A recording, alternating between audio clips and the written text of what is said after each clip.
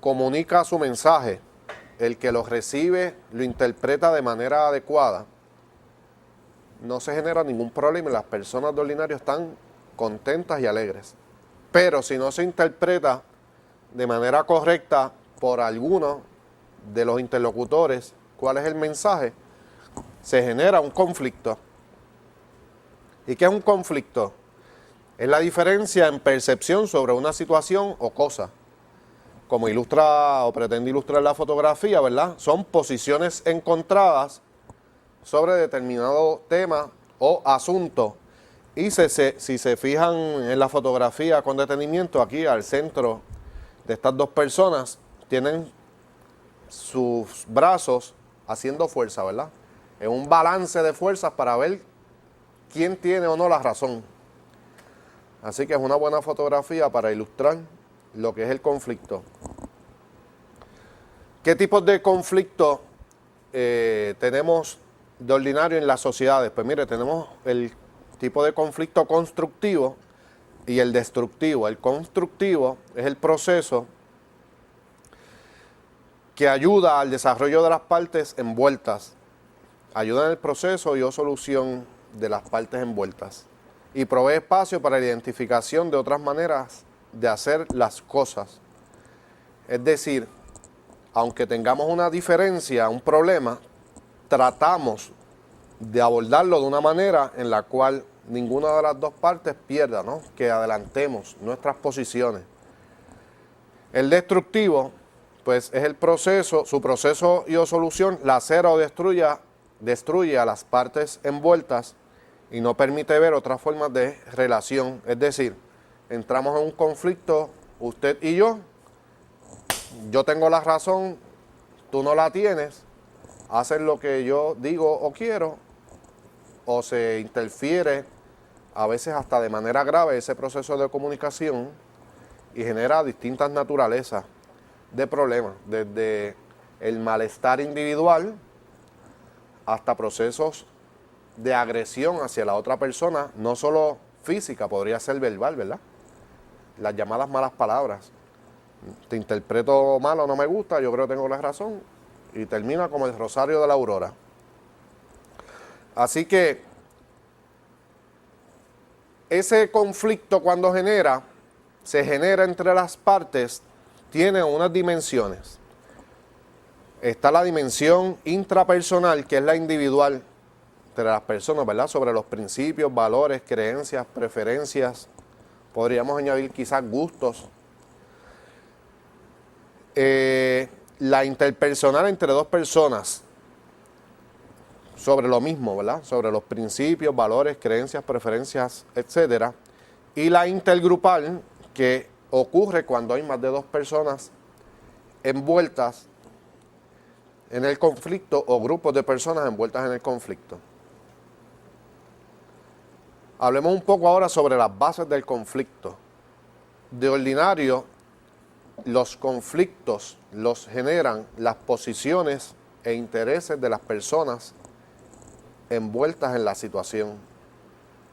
¿Qué significa posición de la persona? Bueno, pues es la que asume una postura determinada con relación al asunto que se esté tratando. Ejemplos: comer, ¿verdad?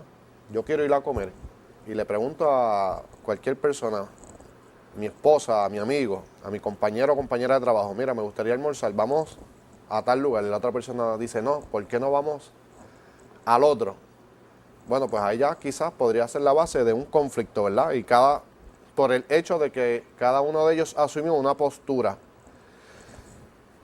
La pregunta es si para salvar el conflicto, es decir, la situación, y poder progresar y seguir hacia adelante, en el caso del ejemplo del almuerzo o de la cena, poder ir a almorzar o ir a cenar, pues si yo cambio mi sugerencia del lugar para ir a almorzar, o si no la cambio, si la cambio, pues se soluciona el problema, ¿verdad?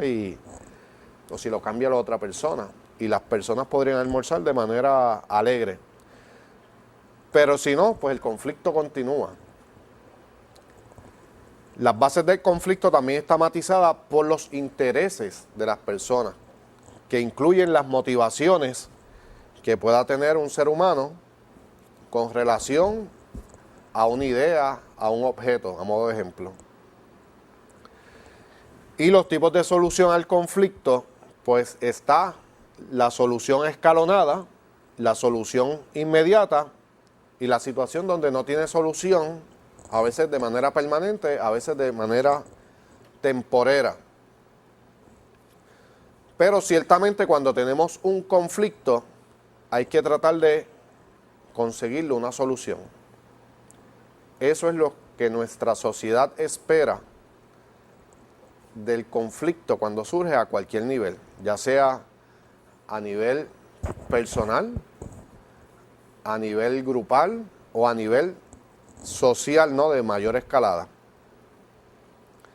La importancia que tiene la solución del conflicto es que permite en primer orden, naturalmente visto desde el punto de vista del Estado, ¿no?, restablecer el orden social. Como vivimos en una sociedad, nuestras estructuras de gobierno, ¿verdad?, de funcionamiento social, pretenden que tan pronto surge el conflicto, se trate de obtener, de lograr una solución. ¿Para qué? Para que el orden social se mantenga vigente.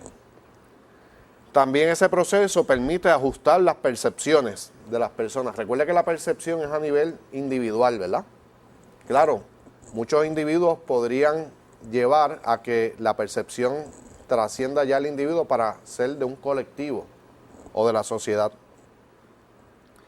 Y la solución del conflicto fortalece la comunicación asertiva, porque en la medida en que se solucionan los mismos, pues hay una comunicación adecuada, efectiva, entre las personas y a nivel social, entre los miembros, ¿verdad?, de la sociedad, en nuestro caso la sociedad puertorriqueña.